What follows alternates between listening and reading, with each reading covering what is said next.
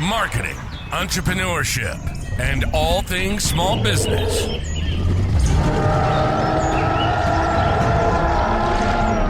You're listening to the Jurassic Marketing's Triceratops. Now, here's your host, Justin Miller. We are back and we are talking construction. Oh, it sounds like construction here in the jungle. See, the thing is, you and I always talk about how impressive this is, but I think unless someone is at home listening on a quality pair of headphones to this podcast, you don't realize how impactful that opening is if you're just listening on a phone or something. It sounds pretty good in my car. It really does. It's very, it stands out, much like construction. I mean, it beats the heck out of that Dave Ramsey intro. True. You mean silence? No, he's got Does he have an intro? Yeah, he's got different ones for each of his things. Oh. We're talking about constructing fences, though. Oh. I need one around my parking lot, actually, so the kids don't play soccer out there. But I know, you're the guy that hates all the kids in the neighborhood. if they could just not kick the cars, it'd be all right. Well, yeah, that's a problem.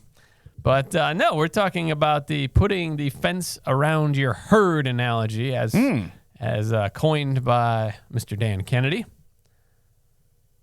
Putting a fence around your herd it's just keeping control of your client base, really. Yes. Just keep them on your land. Keep them on your land. Don't let them go somewhere else. And don't let somebody else come and bring their herd on your land. Yeah, you don't want someone backing up their trailer. And I feel like we're in Wyoming now, where it's like we're talking about, bring the herd out to the national parks. I don't know. What are the winters like in Wyoming? It can't be any better than here in Iowa and Illinois. Yeah. Once winter actually hits. Probably worse out there. There's nothing to block the wind for hundreds of miles. So the herds might want to go somewhere nicer. They might. They might want to go south to Kansas, where it's slightly warmer. I feel like we're talking about buffalo now. We didn't specify what type of animal. No, that's what kind of herd, yeah. That's the animal that spends money with you is what it is. That's right. But no, this is a good time of year. This season is a good time of year to make sure you continue to secure your herd. As we talked about in some previous episodes, it's a good time to sell, which means it's a great time for your competitors to sell to your customers as well. So while it's always a good time to tighten up your fence, now is ever so important that you button that up and make sure they can't get out. At least put the cattle guards where they can't walk out.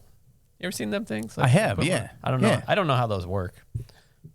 Don't they just latch and then they Well, no, the ones on the ground where there's yeah. For some reason the animals aren't willing to or aren't able to just walk over the break in the road. No, okay, yeah. I realize a quarter of the country is laughing at us. Yeah, right they're now, anyone who's lives in a city of any size is what are you talking about? Cattle. On a completely related topic, have you ever been to one of the drive-through zoos, like the drive-through safaris? No. Have you ever seen the videos of these things? Yeah. You go through and you got the bucket of food and you drive the car through and the animals attack you basically. Yeah. Yeah, we did one of those in Atlanta. Huh. And is it do not drive your own vehicle. Oh, sure. They had some ghetto vans you could rent, which smelled like animal already. Oh, sure. Well, yeah, because they've probably had animal noses. Oh, yeah, you're going to get some drool all over you. And so was that fascinating for the kids, or was that was terrifying for at least one of them? He will never go back. Okay. And your wife was probably like, I think what the hell are we doing? Alone. You couldn't do anything but laugh, really, as you are attacked by these animals wanting the food out of your these vehicle. animals, we're talking elk or not dinosaurs, really, but I mean camels and camels. A giraffe. Giraffes have long tongues. I think they had zebras. Wow. And assorted. Was this just some guys back 40, or is it a real zoo? Well, it was very Tiger King-like, I think. Oh, that's what I was going to say. Am I going to see it at the fair this year, or what? I think there's one closer to us than Atlanta. Wow. It's worth doing once. Again, don't drive your own car. It's going to get destroyed. I believe that when we got in there, some of the animals were smart enough that one would go block the road while the other went to the car. They've had enough experience. They know how to do that. That's interesting. I don't know how many get hit a year. That's an aside. But if those animals get out of the fence, there's no business, no money. That's way to bring that right back. It's you need to watch some of these videos. It's something. Yeah, I've heard that. I don't know. I'm not sure that the 11-year-old would either be super into it and we'd have to go again, Like, let's do it again. What else do we have there? Like ostriches and llamas. Oh, I can smell them from here.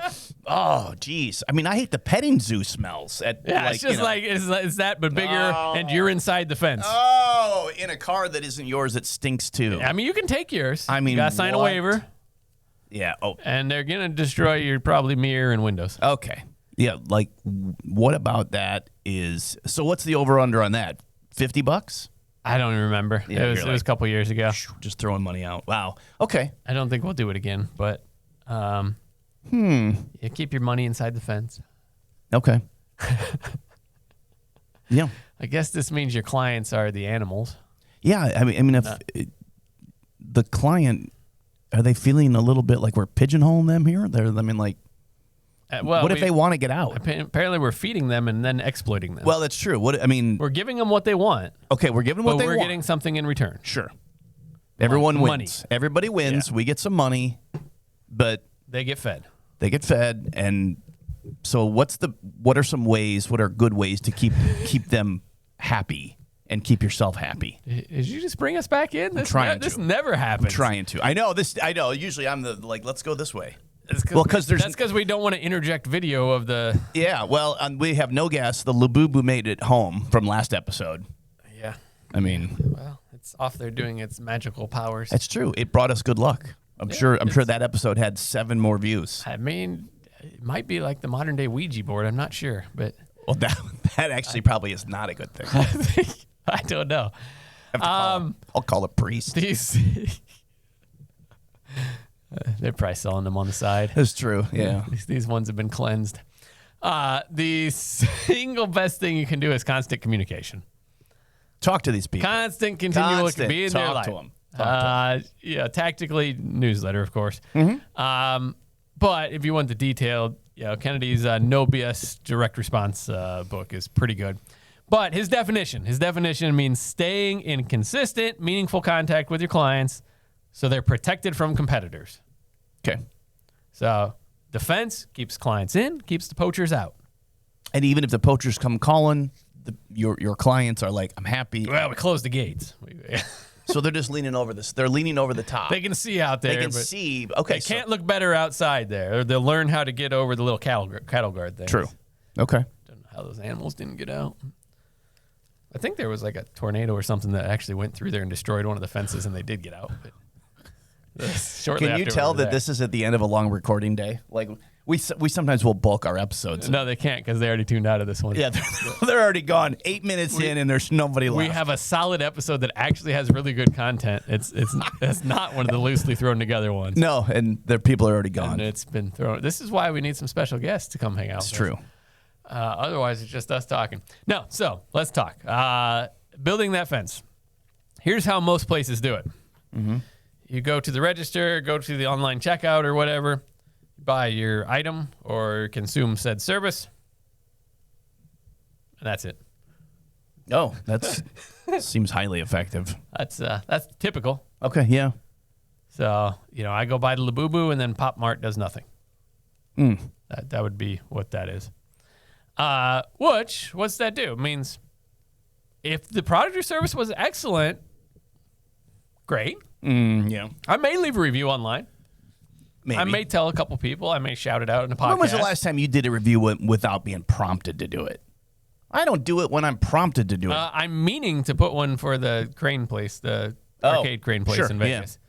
Yeah. Otherwise, it has to be like a terrible experience. Yeah, it's almost the reverse. And I have to have already got my refund. Oh, of course. Yeah. I assume once I put the review, it's not happening. You're not happening. Yeah. Yeah, I'll leave them if they're deserved, though. I feel that's my duty to the next guy. It's not like the spiteful kind of review. But on the other side, if you actually do good, which I'm assuming everyone listening does a great product or service, sure, that's pretty hard to get people to post reviews for that. It really is. Yeah. They might tell some people, but they need prompted. We need that continual communication to where we continue to be top of mind, because otherwise they don't care about us. Yeah. So the vast majority of customers don't leave due to dissatisfaction, actually. They leave due to indifference or they forgot about you. Yes. They just forgot about you, which sounds so stupid. Like, we spend a fortune in sales and marketing effort to get a customer, and then we do nothing to keep a customer. And even if they were happy, to your point, just forget about you. Yeah, they might not need it right away. You know, you find a new excellent restaurant, you go there once, maybe twice, and then Yep. yeah, that was a good time when we went there. I can get pizza anywhere. Yeah, I mean, the Wizard of Oz show was great. They actually have sent me a lot of things afterwards and wanting reviews online, believe it or not. All right. The MGM properties are pretty good at harassing me via email as well. David Copperfield built email into one of his tricks, but promised not to spam, and he only sent the one thing promised and then one review link. So he lied a little bit. Just a tiny amount. But yeah, So he's been doing that for years. interesting. That's kind of clever. Put your phone in the box while you watch that show, by the way. Of course, yeah. No pictures. Yeah. He makes too much money for that. He'll sue you. Yeah. So don't let people forget about you. And dude, I get like everyone listening to this is thinking how stupid, how obvious, but no one does anything. Well, but you just explained that it clearly isn't that obvious. If more people leave because of indifference or you don't stay in touch with them, it may be obvious, but clearly it's obvious and people are lazy. Yeah, or they don't feel valued. Yes. No, I mean like it was a great time, so therefore he'll come back next time he needs me. Next time he's in Vegas and wants to see a show, he'll just come to the Sphere. Right. That's the entitlement of the business owner. I earned that business, and That's what I earned mean. that customer. If right. you don't, even if you did a great job and they love you, like if I have something like the next time when you get divorced and get remarried, you're not going to hire Kevin Walker to DJ your wedding if I didn't give you a little love like on your anniversary. I've had that happen where I'll send an anniversary card and and I'll get a text back from the bride. She's like, "Yeah, we're not married anymore." Like, it's only been 2 years. What's wrong? And they start pitching the next one. Call me when you need me again. I added the photo booth this time. Let's go. Here's the flip side of that, though. So if you aren't doing that and you're not talking to your clients, somebody else is. Oh, yeah. So this is easier, I think, on the restaurant analogy. So you got them in, maybe got them back, which is a huge hurdle. And then like the new restaurant opened up and got them in. Yeah. and it just keeps going that way. Restaurants are an easy one to plug those holes with, by the way. People don't, though. So if you're not doing it, someone else is, and you've left the gate open without even the cattle guards. Oh, that's not good. Nah, you're going to have a circus outside of your business. There's all the money. Circus. They're just like marching down the street. Like all Ringling the money Brothers. just gone. No, you can't do the Ringling Brothers anymore. Those animals got away too. Yeah, that's true. They're gone. Well, they were let out. PETA let them out. They're like, go. Fell out of the rail cars. I don't know what happened. Here's the tricky part, though, is say you agree with all that. You can't do this immediately. So you know, if you want a fence at home, you call them up. Yeah, you go through 6 contractors before one like answers the call. But that's right. Eventually, you get one to come out, and in a day, the fence is up. Okay. It just don't work that way. Fence is built over time. It's layers and Slowly. layers and Layer, layers and okay. layers. It takes consistency because that builds the relation ability. It builds the trustworthiness. But it fades slowly too. So we had talked in the past, I think, about the newsletter tactic in particular. And it's an easy one to skip when you get busy a month because it fades slow. Meaning, like, they're not going to see an immediate impact when they're not going to see an immediate impact when they start. Or down. They're not going to see an immediate impact when they stop the other direction. But there's this nice plateau in the middle of those that, you know, is a nice place to be for money and relationships. Yeah. But once you start going the wrong way, it takes twice as much to get back up the damn hill again. Well, and then when you come back to start reconnecting with them, they might be like, Yeah, if you waited too long. Where you been? Unless you're hitting the exact message at the right time. Well, that's what I mean. All the relational benefit is gone. You get to start all over again. Yeah, it's gone. They see you as a transaction. Or if you don't communicate with them at all, and then you come back with a hard promotion, like a sale offer or something, or a Black Friday like we talked about. Yeah. It relationally just destroys that. Yeah, it rubs All them the they wrong care way. about is the money. Yeah. They know that you want their money, like you're a business owner, but you know, it can't all be about the money. And this is the same with, you know, our accounts team. You sometimes I got to remind them that if they're only reaching out when it's time to ask for money, True. Then they know why you're calling. Yeah. All right, so let's give you some tacticals. What can you send to help build this relationship? Newsletters, we've beat it to death a little bit, but not selling newsletter. It's relational. It's fun content. Greeting cards, holiday cards, personalized mail type stuff. So handwriting. We talked about Thanksgiving cards earlier this year. You can pick any holiday that's appropriate to you and make a tie-in, something like that. Small gifts. Honestly, we used to do a better job than we do at this now. But client gifting is a huge strategy, and there was a whole early on episode we went really deep on client gifting, so you might want to dig through the archives for that. Client check-in calls. How do you do that authentically so you're just not, so you don't come across like I'm checking in so I can call you for a sale next time? Yeah, so we... Or is that just part of the natural flow of being a real salesperson? Like you can authentically reach out because you do. Well, you have to actually care. Well, that's what I mean. I was just going to say you have to be able to translate that you actually care about them. And some clients you may care about more than others. Well, those might be the ones that are easier conversations. And I got this term from Arjan, who teaches in the legal space with how to manage a law firm. He calls them, and I don't know if he coined it or he got it from somewhere else, but he calls them gas calls. Okay. Give a shit. Oh. It's picking up the phone and just touching base and seeing how things are going. Without saying, hey, I give a shit about you. They get it. That's they do get it. But it does. And you do it. I do it too. There are, and I suppose there are levels to it. Some clients are worth more give a shit than others. Well, but you and have some is your natural inclination. Like, yes. Believe it or not, I'm less sociable, so this actually takes effort and energy out of me. Yeah. That's why I always bring someone with me when I'm at events whenever possible. Mm-hmm. But if you aren't doing this and you're only reaching out and asking for money, like the fence gets really weak. Yeah. It's really easy to lose them. As an aside, and I also teach this to our accounts team, is even though they're give a shit calls and they're not about selling, sales will come out of them. Yeah. It's a natural byproduct.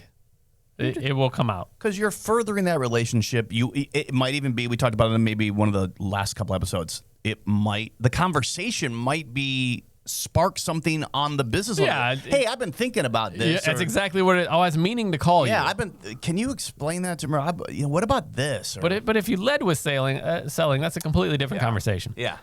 And to us, sometimes that's checking in on the results of a campaign. Sure. So, we sent this for you. Mm-hmm. How's it going? Sounds simple. It's a tough call to make because the account reps don't want to hear if something didn't hit. Believe it or not, 100% of the campaigns don't hit. They don't always work. There is art and science here, and there's some trial and error, accelerated via experience, but there's no givens. There's no guarantees as far as that goes. So... they're having that conversation already. Do you want to be a part of it, or do you just want to kind of guess? Yeah. Yeah, they do know on their end if it worked or not. But they may not share unless you ask. Yeah.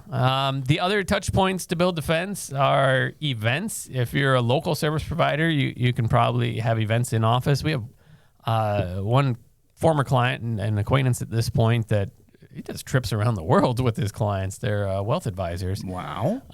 So they got really tight camaraderie built in the client base there. Yeah. The other angle on events is attending events where your people are.